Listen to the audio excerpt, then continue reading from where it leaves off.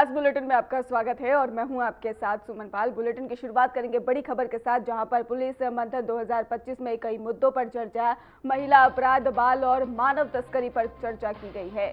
संबंधित प्रमुख कार्य और चुनौतियों पर प्रेजेंटेशन, उपलब्धियों और भावी कार्य योजना पर चर्चा हुई और इसके साथ ही एडीजी महिला और बाल सुरक्षा संगठन का प्रेजेंटेशन, सीएम के समक्ष ही मिशन शक्ति केंद्र जागरूकता कार्यक्रम, मिशन शक्ति के महिलाओं और बाल सुरक्षा पर चर्चा की गई है। पारिवारिक विवाद समाधान और इसके साथ ही क्लिनिक पर प्रेजेंटेशन दिया और दूसरे सत्र में बहु बेटियां सम्मेलन पर प्रेजेंटेशन दिया। एडीजी गोरखपुर जोन अशोक मुथा ने प्रेजेंटेशन दिया है। तो बड़ी जानकारी सामने आ रही है। पुलिस मंथन 2025 में महिला अपराध, बाल और मानव तस्करी सहित ही बताया गया कि अन्य संबंधित मुद्दों पर गहन चर्चा की गई है और इस कार्यक्रम में कई विभागों के अधिकारियों ने प्रमुख कार्य उपलब्धियां और भविष्य की कार्य योजना पर प्रेजेंटेशन दिए हैं और इसके साथ ही कार्यक्रम में एडीजी महिला और बाल सुरक्षा संगठन ने महिलाओं और बच्चों की सुरक्षा से जुड़े मिशन शक्ति केंद्र और जागरूकता कार्यक्रमों पर प्रेजेंटेशन दिया है।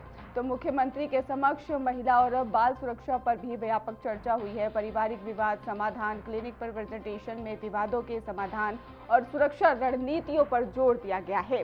तो इसके अलावा दूसरे सत्र में बहु बेटी सम्मेलन के आयोजन और उसके लाभों पर भी प्रेजेंटेशन प्रस्तुत किया गया। गोरखपुर जोन के एडीजी अशोक मुथा ने विशेष प्रेजेंटेशन में ही महिलाओं और बच्चों की सुरक्षा में पुलिस विभाग द्वारा की गई उपलब्धियों और भविष्य की योजनाओं की जानकारी दी है।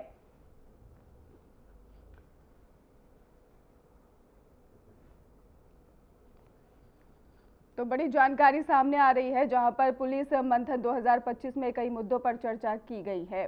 तो आपको बता दें कि महिला अपराध और बाल और मानव तस्करी सहित अन्य संबंधित मुद्दों पर गहन चर्चा हुई। इस कार्यक्रम में कई विभागों के अधिकारियों ने प्रमुख कार्य उपलब्धियां और भविष्य की कार्य योजना पर प्रेजेंटेशन दिया है और कार्यक्रम में एडीजी महिला और बाल सुरक्षा संगठन ने महिलाओं और बच्चों की सुरक्षा से जुड़े मिशन शक्ति केंद्र और जागरूकता कार्यक्रमों पर प्रेजेंटेशन दिया है। तो मुख्यमंत्री के समक्ष महिला और बाल सुरक्षा पर भी व्यापक चर्चा हुई।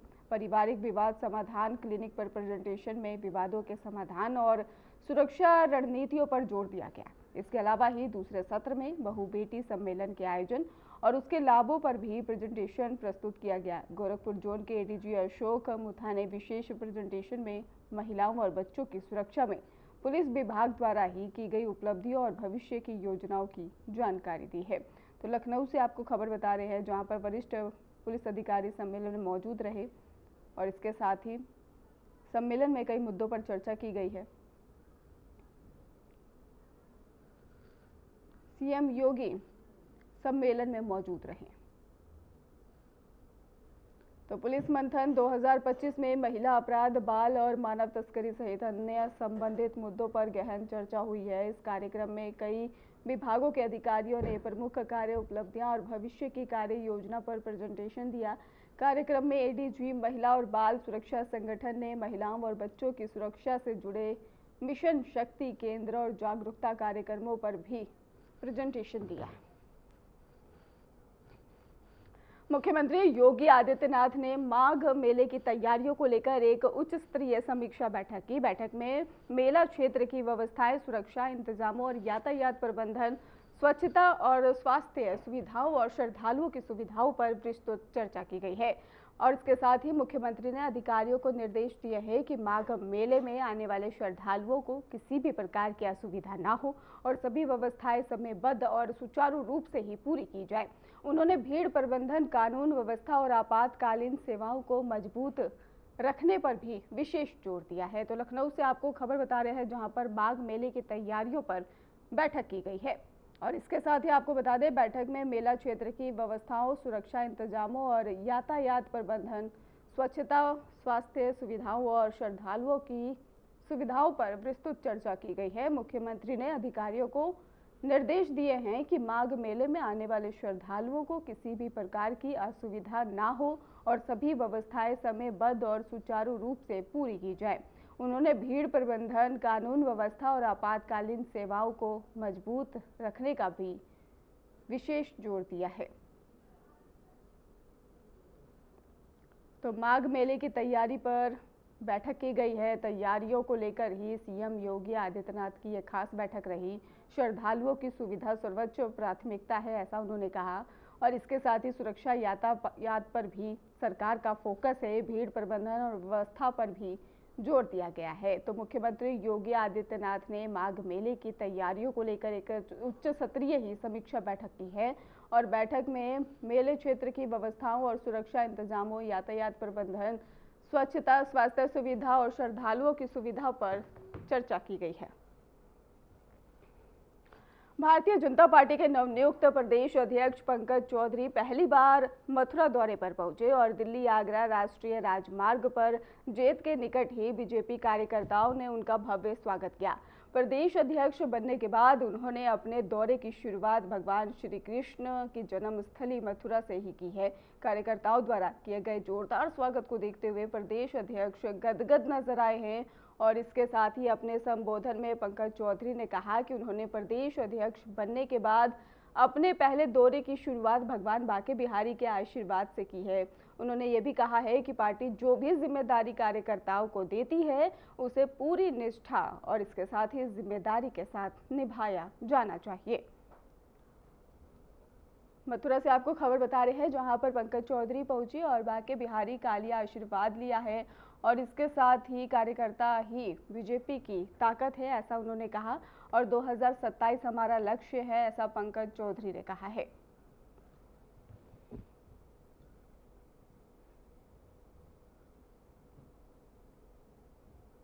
प्रदेश अध्यक्ष बनने के बाद जो प्रदेश की यात्रा पर मैं निकला हूँ, नीचे कर लो यार। पहले ही तय किया था कि बिहारी जी के आशीर्वाद के साथ ही यात्रा मैं शुरू करूँगा।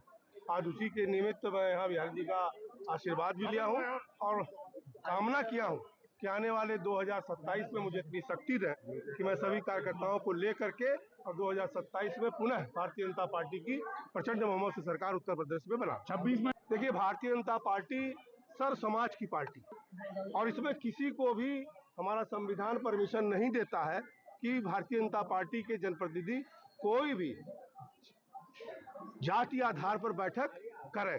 इसलिए हमने एक सूचना उनको चेतावनी भी दिया हूं, बात भी किया हूं और आगे से निर्देश दिया हूं कि ऐसे प्रकार की कभी कोई बैठक ना हो, क्योंकि पार्टी के खिलाफ होगा।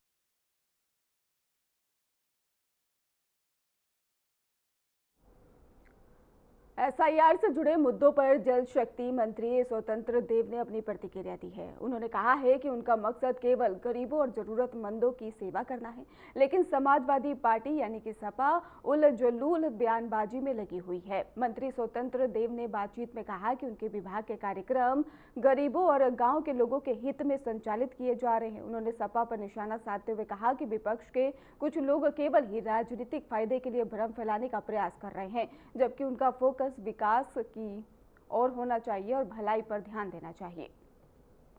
तो जल शक्ति मंत्री का बयान सामने आया है। एसआईआर मुद्दे पर उन्होंने बयान दिया। उन्होंने साफ तौर पर कहा कि हम गरीबों की सेवा में लगे हैं। सपा पर उन्होंने साफ तौर पर निशाना साधा और इसके साथ ही एसपी उल जलूल बयानबाजी कर रहे हैं, ऐसा कहा गया।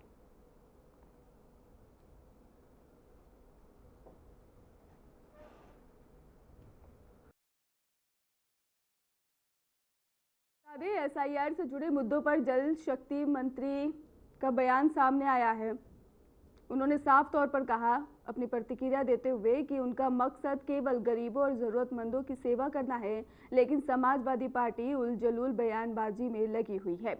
मंत्री स्वतंत्र देव ने यह भी बातचीत में कहा है कि उनके विभाग के कार्यक्रम और गरीब और इसके साथ ही गांव के लोगों के हित में संचालित किए जा रहे हैं। और उन्होंने सपा पर निशाना साधते हुए कहा कि विपक्ष के कुछ लोग केवल राजनीतिक फायदे के लिए भ्रम फैलाने का प्रयास कर रहे हैं, जबकि उनका फोकस विकास और इसके साथ ही जनता की भलाई पर होना चाहिए।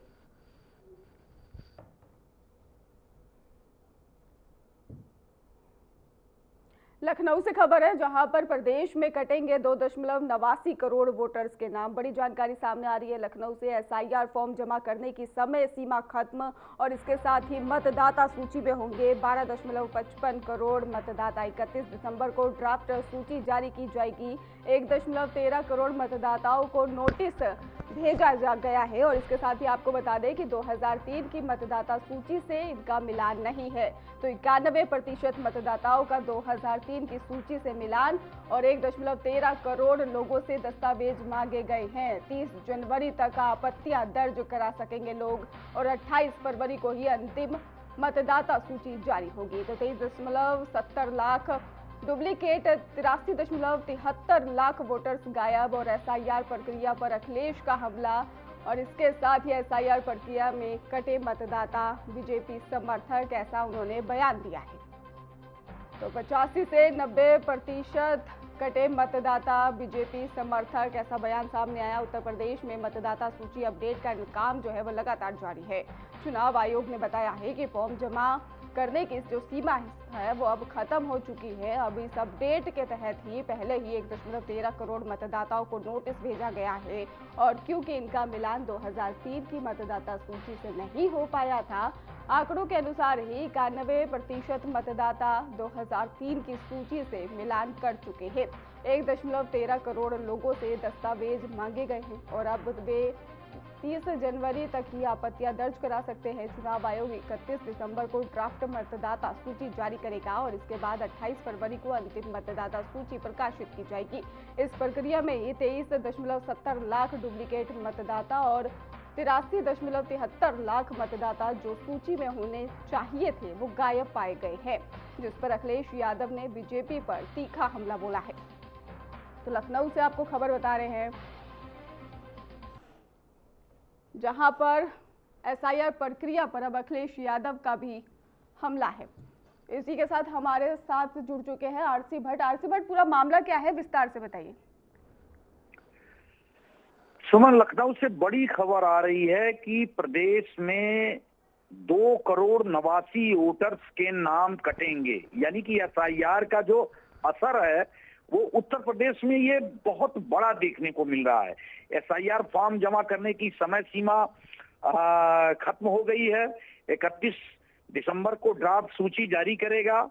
अब सबसे बड़ी बात यह है कि कुल जो मतदाता हैं वो 12 करोड़ 55 लाख हैं और उसके साथ साथ जो मतदाता 2 करोड़ 89 लाख हैं, ये वोटर्स जो है इनके नाम कट सकते हैं। अब चुनाव आयोग को ये चिंता है कि इतनी बड़ी संख्या में अगर नाम कटेंगे तो निश्चित रूप से मतदान पर बहुत बड़ा प्रभाव पड़ेगा। और ये जो आंकड़े सामने आ रहे हैं चुनाव आयोग के कि इसमें 1.13 करोड़ मतदाताओं को नोटिस भेजा गया है। 2003 से इन मतदाता सूची में इनका मिलान नहीं हो रहा है।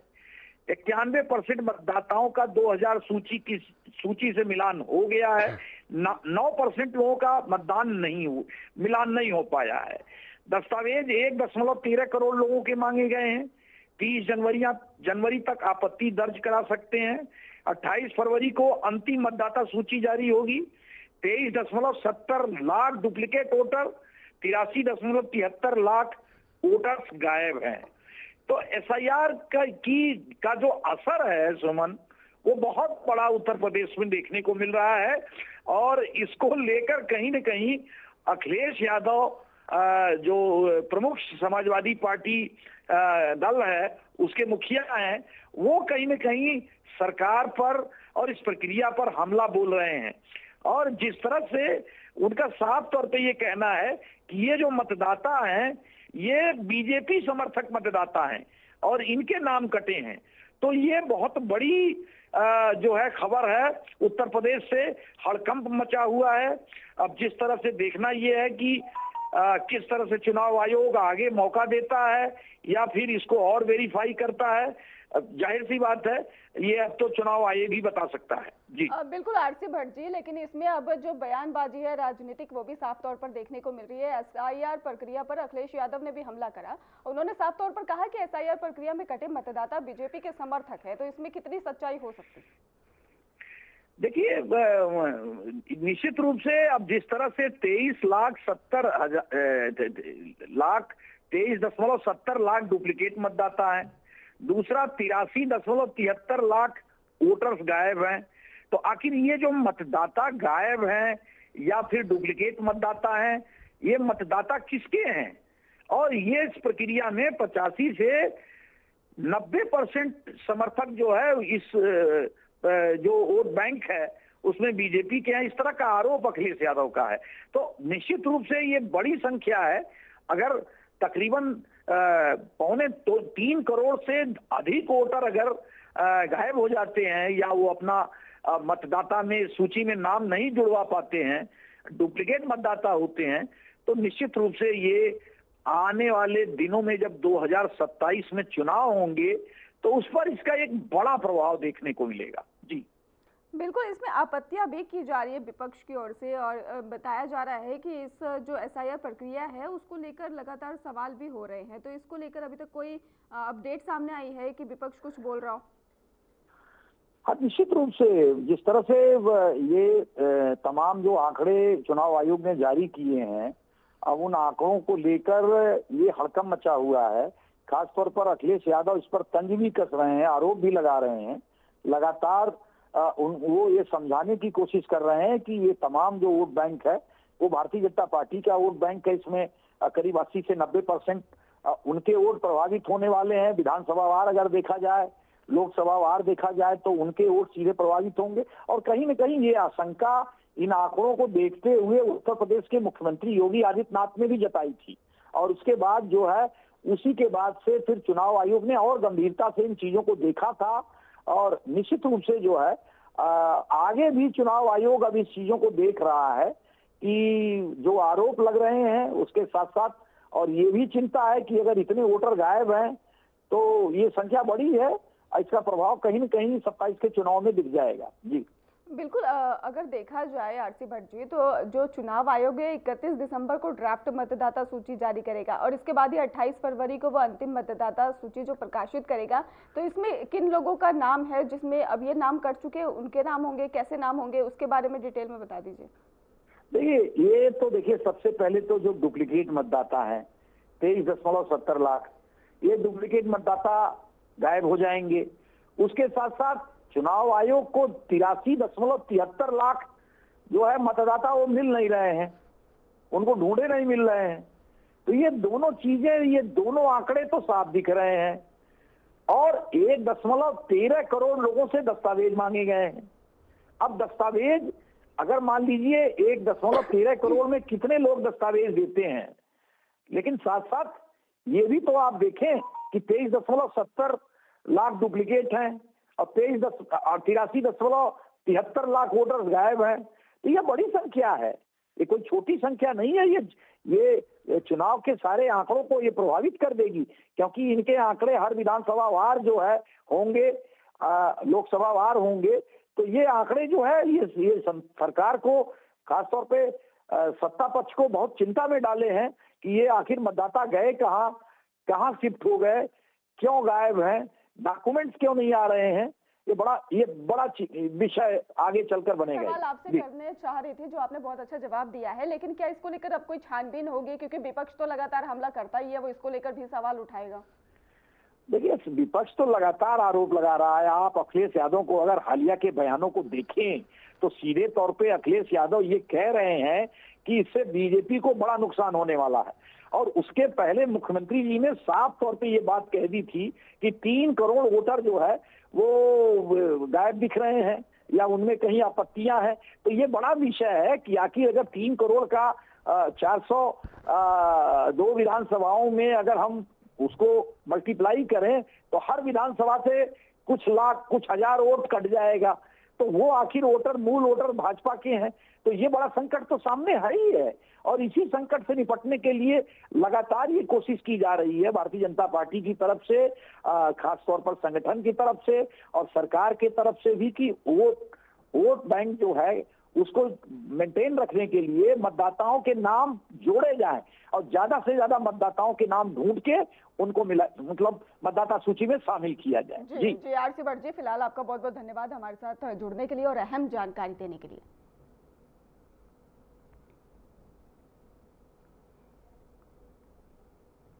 चलिए रुक करते हैं अगली खबर की ओर, जहां पर जमीयत दावतुल मुस्लिमीन के ही संरक्षक और मशहूर देवबंदी उलेमा मौलाना कारी इसहाक गोरा ने मुस्लिम शादियों में ही बढ़ती खुराफात और नाच गाने और इसके साथ ही गैर शरई रस्मों पर सख्त एतराज जताया है। उन्होंने शनिवार को जारी वीडियो संदेश में कहा है कि आज शादी जैसी मुकम्मल सुन्नत को भी दिखावे और झूठे स्टेटस का जरिया बना दिया गया है, जो बेहद अफसोसजनक है। और इसके साथ ही मौलाना ने कहा कि वो मदरसे, मस्जिद और दीन के इदारों के बाहर से ही गुजरते हैं और वहां से किसी मुस्लिम शादी की बारात को जाते हुए देखते हैं तो उसमें ढोल बाजे, नाच गाना और बेपर्दा लड़कियों की मौजूदगी उन्हें गहरी सोच में डाल देती है।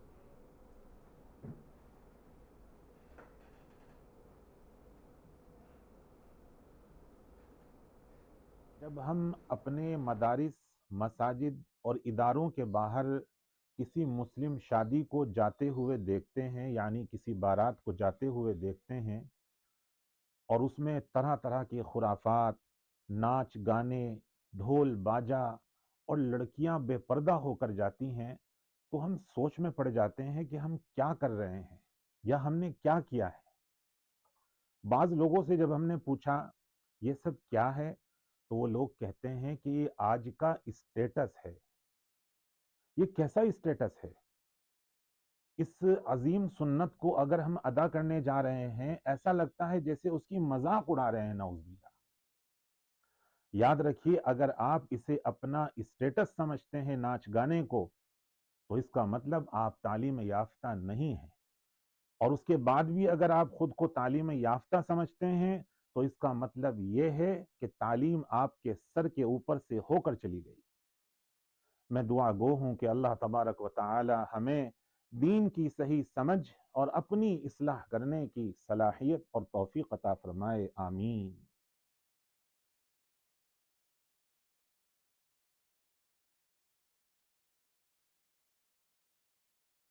फिलहाल खास बुलेटिन में बस इतना ही। आगे की खबरों के लिए आप देखते रहिए हमारा चैनल। धन्यवाद।